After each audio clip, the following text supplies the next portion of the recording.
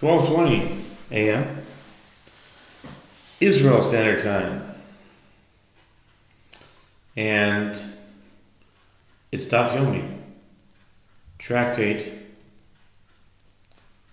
Makos or Makos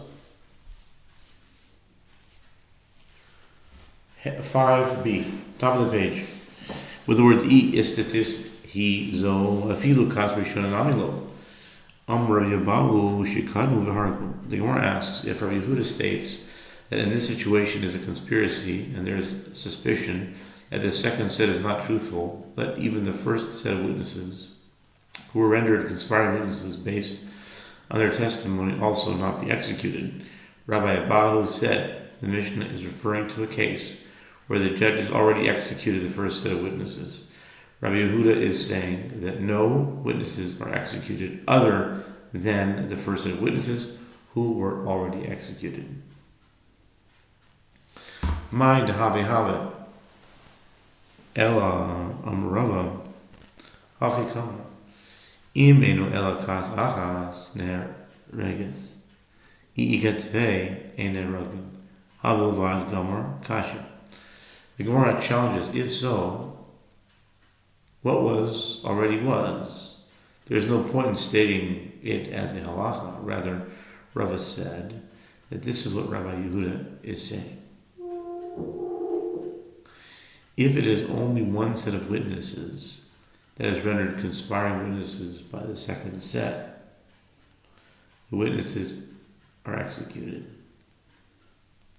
If there is more than one set, they are not executed at all.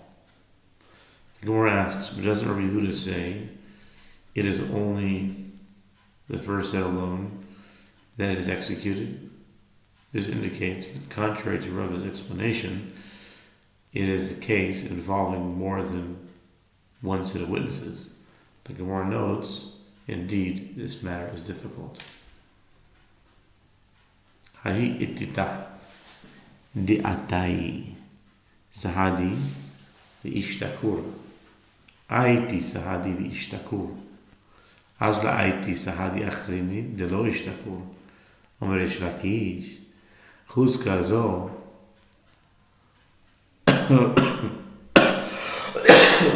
Amar le Rabbi Elazar im hi hu chazka. Kol Yisrael mi hu chazak. Chuzku. Apropos to the dispute of the Mishnah, the Gemara relates, there was a certain woman who brought witnesses to testify on her behalf, and they were proven to be liars. She brought other witnesses, and they too were proven to be liars. She went and brought yet other witnesses who were not proven to be liars. There is an Amoraic dispute whether the testimony of the third set of witnesses is accepted. Reish Lakish said this woman has assumed the presumptive status of dishonesty because of her repeated reliance on false witnesses. Therefore, the testimony of the third set is rejected. Rabbi Elazar said to him, if she has assumed the presumptive status of dishonesty, has the entire Jewish people assumed that presumptive status? Why assume that these witnesses are dishonest? Zimnin havu Yasvi Kamiz Rabbi Yochanan. Asa ki hai maase lekamayu. Amr Reish Lakish huch zika zo. Amr Rabbi Yochanan im huch zika zo Kol Yisrael mi huch ziku. Hadar chazye le Rabbi Elazar bishuz. Amar le Shemat mili mi bar nafcha v'lo martali mishmeh. The Gemara relates, on one occasion, Reish Lakish and Rabbi Elazar were sitting before Rabbi Yochanan in an incident similar to this one, and in an incident similar to this came before them in judgment. Reish Lakish said, this woman has assumed the presumptive status of dishonesty. Rabbi Yochanan said to him, if she has assumed the presumptive status of dishonesty, has the entire Jewish people assumed that presumptive status? When Reish Lakish heard Rabbi Yochanan respond in a manner identical to the earlier response of Rabbi Elazar, he turned his head and glared angrily at Rabbi Elazar and said to him, "You heard this matter from Bar Nafcha," meaning Rabbi Yochanan, and you did not say it to me in his name. Had I known that you were stating Rabbi Yochanan's opinion, I would have accepted it. Lema, Reish Lakish Tamar Rabbi Yehuda, Rabbi Yochanan Tamar Karban. The Gemara suggests, let us say that Reish Lakish stated his opinion that this woman has assumed the presumptive status of dishonesty in accordance with the opinion of Rabbi Yehuda, who invalidates the testimony of witnesses based on suspicion that arises due to the circumstances, even though there is no proof that they lied. And Rabbi Yochanan stated his opinion according to the opinion of the rabbis, who did not invalidate testimony based on unsubstantiated suspicion.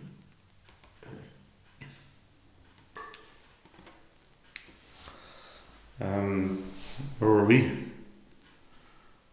Okay. The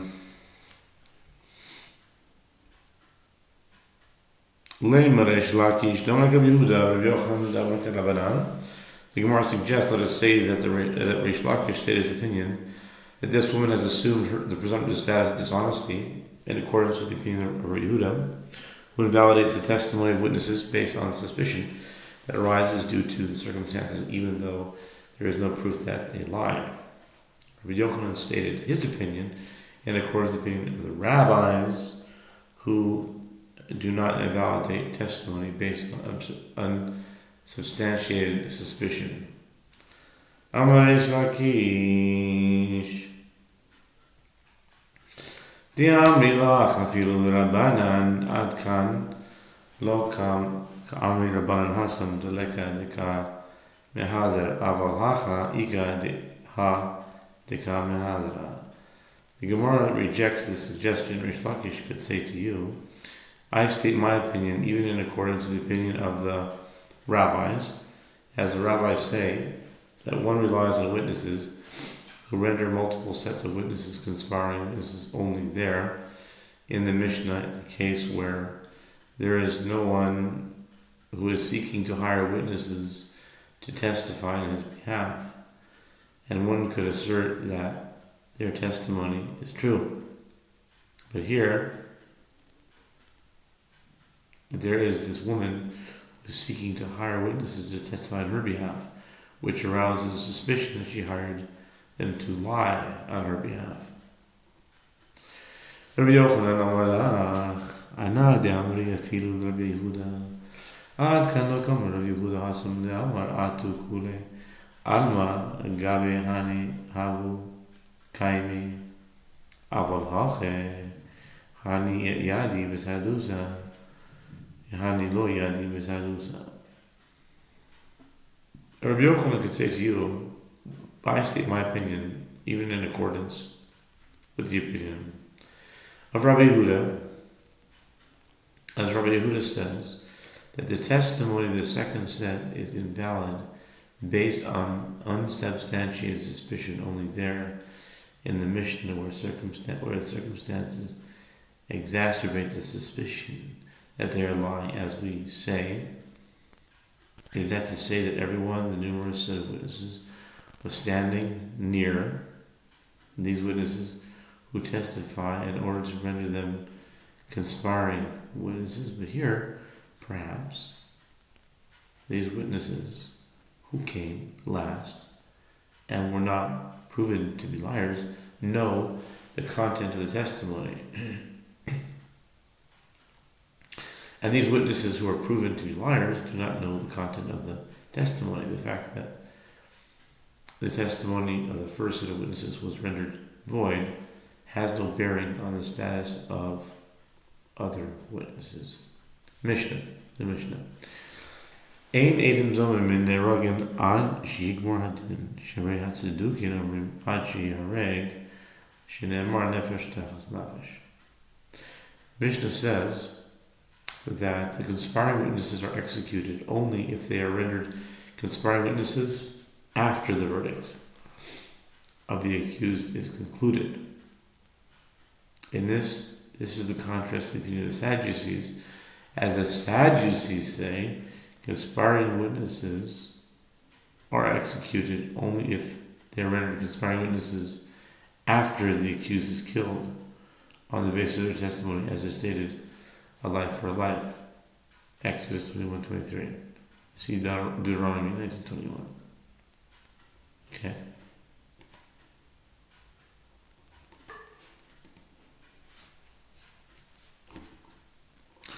Amar lehem Chachamim. The rabbi said to the Sadducees, they were so sad, you see.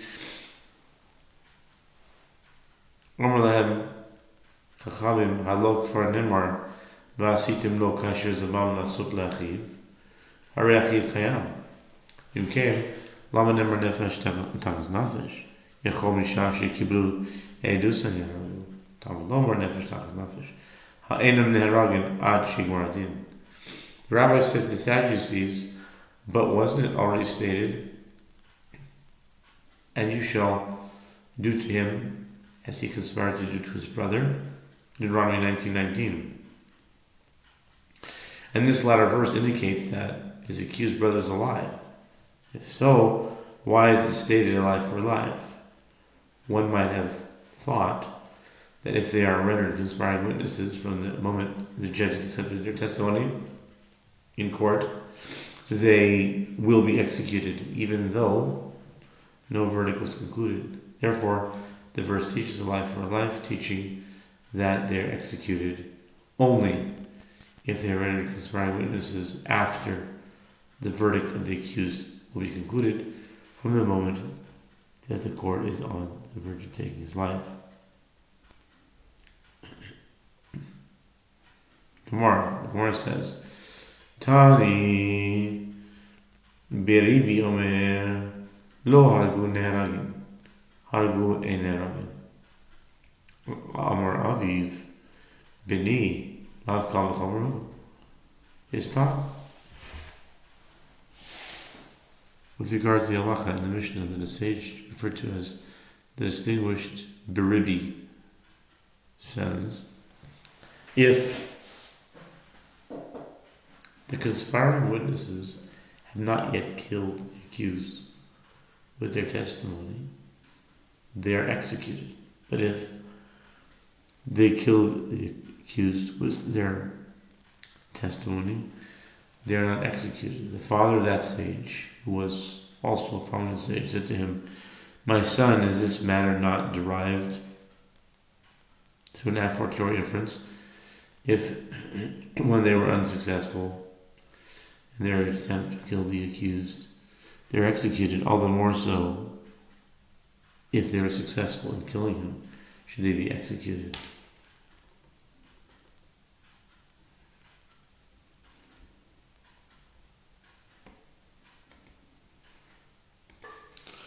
Amar lo the Benishino Shimnadin Titania Ishigak Simon Aini Ella Bas Aviv Shlo Basimo Shlo Bas Aviv Basimo Bas Binayan Tamiloma Ervas Gila. He said to his father, you have taught us, our teacher, that one does not administer punishment based on an a fortiori inference. The punishment must be stated in the Torah, as it is taught in a Braita, that among the relatives with whom engaging in intercourse is forbidden, it states a man who takes his sister, the daughter of his father, or the daughter of his mother, Leviticus 20:17. I have derived only the daughter of his father, who is not the daughter of his mother, or the daughter of his mother, who is not the daughter of his father. From where is it derived that one is liable for engaging in intercourse with his sister, who is both the daughter of his mother and the daughter of his father? Is derived from the verse, as the verse states, he has uncovered the nakedness of his sister. Leviticus 20:17, indicating that one is liable for engaging in intercourse with any sister.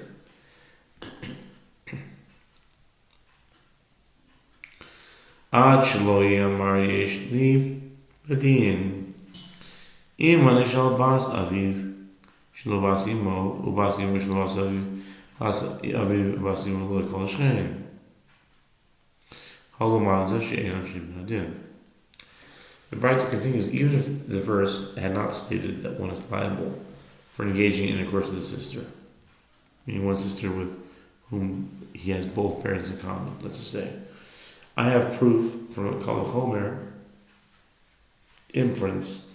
If the Torah punished an individual for engaging in intercourse with the daughter of his father, who was not the daughter of his mother, or engaging in intercourse with the daughter of his mother, who was not the daughter of his father, it is not all the more so clear that he should be punished for engaging in intercourse with his sister, who was both the daughter of his father and the daughter of his mother. From the fact that the Torah explicitly prohibited intercourse in that case, and did not rely on the inference, you learn that one does not administer punishment based on an a fortiori inference. Okay?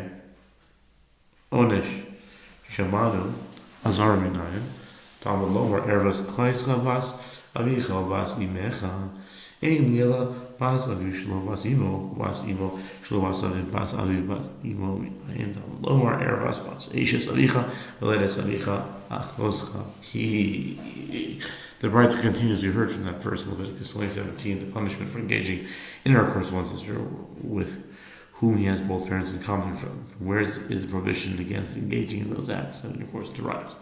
It is derived from a verse. As the verse states, the nakedness of your sister, the daughter of your father, or the daughter of your mother, you shall not uncover. Leviticus 18, verse 9. I have derived the prohibition against engaging in intercourse only with the daughter of his father, who was not the daughter of his mother, or with the daughter of his mother, who was not the daughter of his father. From where do I know that I derive prohibition against engaging in intercourse with a sister who is both the daughter of his father and the daughter of his mother? Is derived from a verse. As the verse states, the nakedness of the daughter of your father's wife, born of your father, she is your sister. Leviticus 18:11, indicating that engaging in intercourse with any sister is prohibited. Okay. Ad shelo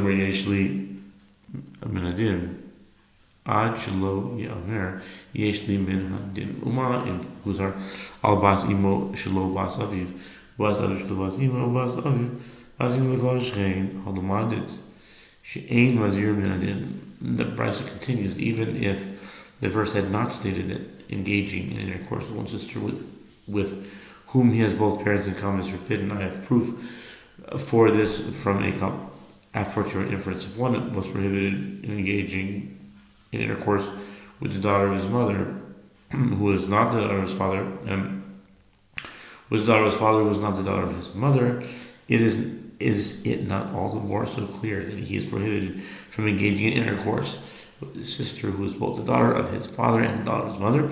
You learn from this that one does not derive a prohibition based on an a fortiori inference. Chayvi Makos Menayin Talmud Lomar Russia. The Braita continues.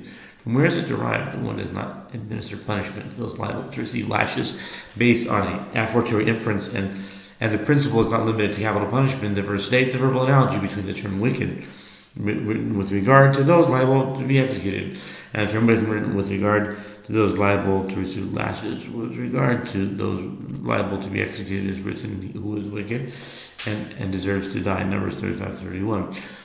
With regard to those liable to receive lashes, it is written, and it shall be if the wicked is deserving of lashes, Deuteronomy 25 verse 2. From where is it derived that one does not administer punishment to those liable to be exiled based on a fortiori inference? It is derived by means of verbal analogy between the term murderer, written with regard to those who kill intentionally, see Numbers 35:21, and the term murder, written with regard to those who kill unwittingly, see Numbers 35:11. The conclusion is that one does not administer any punishment based on an a fortiori inference. Okay. Tanya, Amar Rabbi Yehuda ben Tabai, Erev ben Nachama, Imlo Haragzi Eid Zomim, Lehosi Biliban Shel Tzedukim, Shehu Omrim, Shehayu Omrim, Ein Edim Zomim Neragin, Ad Shenerag Nidon. Apropos the dispute between the Sadducees and the sages, it is taught in the Braita. Rabbi Yehuda ben Tabai says in the form of an oath, I will not see the future consolation of the Jewish people if I did not, as a member of the court, kill a single conspiring witness in order to eradicate this reasoning from the hearts of the Sadducees, who would say the conspiring witnesses are executed only if they are rendered conspiring witnesses after the accused will be killed. Rabbi Yehuda ben Tabbai killed the conspiring witnesses while the accused remained alive.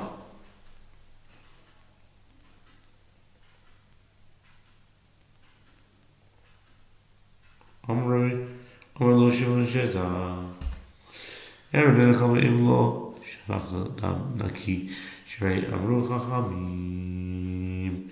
He made him zayin neragim ad shizmu shneim ve'en lokin ad shizmu shneim. Shimon ben Shetach said to him, I will not see the consolation of Jewish people if you did not shed thereby innocent blood. As the sages said, conspiring witnesses are not executed unless both of them are rendered conspiring witnesses, and they are not flogged unless both of them are rendered conspiring witnesses. In this case, only one was rendered a conspiring witness. Miyad Kibel of Rabbi Yehuda ben Tabbai, she'ena moler hora ela lifnei Rabbi Shimon ben Shetach. Chol yamav shel Yehuda ben Tabbai hayu mishtateach al kibro shel oso ha'id v'haya kolo nishma v'chis burin ha'am lomar kolo shel harug amar koli shelihu teid'u l'machar humeis ein kolo nishma. Rabbi Yehuda ben Tabbai immediately accepted the commitment upon himself, as he would issue halachic ruling only when he was before Rabbi Shimon ben Shetach to avoid mistakes in the future. And although all of Rabbi Yehuda ben Tabbai's days would tearfully prostrate himself on the grave of that witness whom he executed to request forgiveness for having done so, and his voice was heard from a distance, and the people thought to say that it was the voice of the executed witness that was heard. Rabbi Yehuda ben Tabbai said to them, it is my voice. I know that this is so, as tomorrow, meaning sometime in the future, he, referring to himself, will die, and his voice will no longer be heard. And Yehuda is saying this about himself. Amarle Rav Acha Rav Rashi Dilma Medina Kamade Inami Pai Yose Pai Say. As Rav Acha said to Rav Ashi, the fact that the voice will cease after Yehuda ben Tabbai's death is inconclusive as proof that the voice is not that of the executed witness. Perhaps the reason that the voice of the executed witness will only be heard is that he confronted Yehuda ben Tabbai in a trial before the heavenly court, obviating the need for crying from his grave. Alternatively, perhaps Yehuda ben Tabbai appeased the executed witness in the world to come, and there is silence because no grievances remained. Okay? New Mishnah. Pishnayim edim o shlosha edim yumaz hames. Im eskem ezedus pishnayim lama prala kasa pishlosha el lahaki shlosha l'shnayim ma shlosha mazim es ashnayim av shnayim yuzma es shlosha u'inayin afil leya v'lover edim. It is written at the mouth of two witnesses or three witnesses shall he who is to die be executed. Deuteronomy 17:6. The question is, if the testimony is valid with two witnesses, why did the verse specify that it is valid with three? Rather, it is to juxtapose and liken 3 to 2. Just as 3 witnesses can render the 2 witnesses conspiring witnesses, so too the 2 witnesses can render the 3 witnesses conspiring witnesses. And from where is it derived that 2 witnesses can render even 100 witnesses conspiring witnesses? It is derived from the verse, as the verse states, 3 witnesses. Since the verse is obviously discussing witnesses, the term witnesses is superfluous, as it could have stated 2 or 3.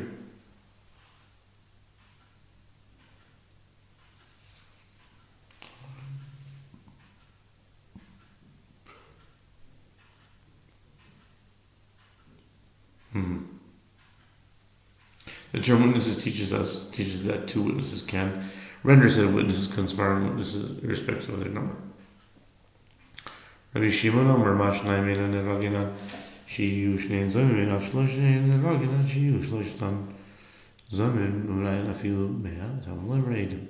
Rabbi Shimon says that 3 witnesses are mentioned in the verse in order to teach, just as 2 witnesses who testify that a person is liable to be executed or not killed for this testimony unless both of them are found to be conspiring witnesses. So 3 witnesses who testify together are not killed unless all 3 of them are found to be conspiring witnesses. And from where is it derived that the same halacha applies even to 100 witnesses is derived from a verse, as the verse states, 3 witnesses.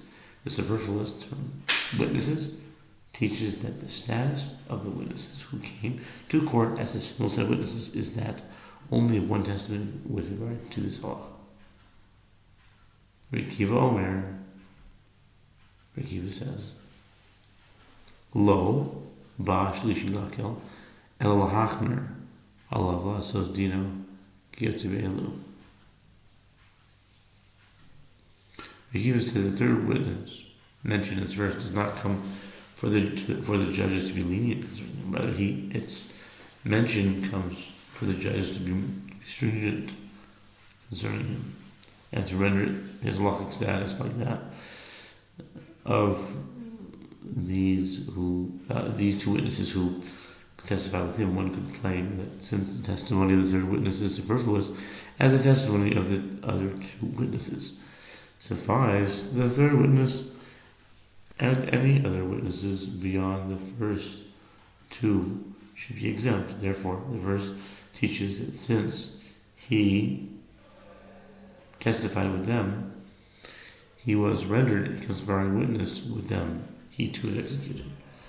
Yimkain Anashakasa Litlin Tipal Lanitpal Lovde Avera Ovre Avera Kid Ovre Avera Al Achas Kam Bakama Yishan Sakar Linitpal the Oshe Mitzvah, the Oseh Mitzvah, Ki Oseh Mitzvah. One can learn a moral from this halacha. If the verse punished one who associates with the transgressors with a punishment like one only received by transgressors, even though his role in the transgression is ancillary, all the more so will God pay a reward to one who associates with those who perform the mitzvah, like the reward of those who perform the mitzvah themselves, even though this role in performing the mitzvah is ancillary. Mashnai Echad Behen Rovo Pasul Edu Son Batela Ashlosh Nimsa Echad Behen Karov Pasul Edu Son Minayin Afilu Mea Talmud Lomar Edim. The Mishnah cites another derivation based on the juxtaposition of 2 or 3. And just as with regard to 2 witnesses, if one of them is found to be a relative or otherwise disqualified, their entire testimony is voided, as there's no longer the testimony of 2 witnesses. So, 2 with regard to 3 witnesses who came to testify as one set, if one of them is found to be a relative or is otherwise disqualified, the entire testimony is voided, even though 2 valid witnesses remain. From where is it derived that the same halacha applies even in the case of 100 witnesses? It's derived from a verse, as the verse states, witnesses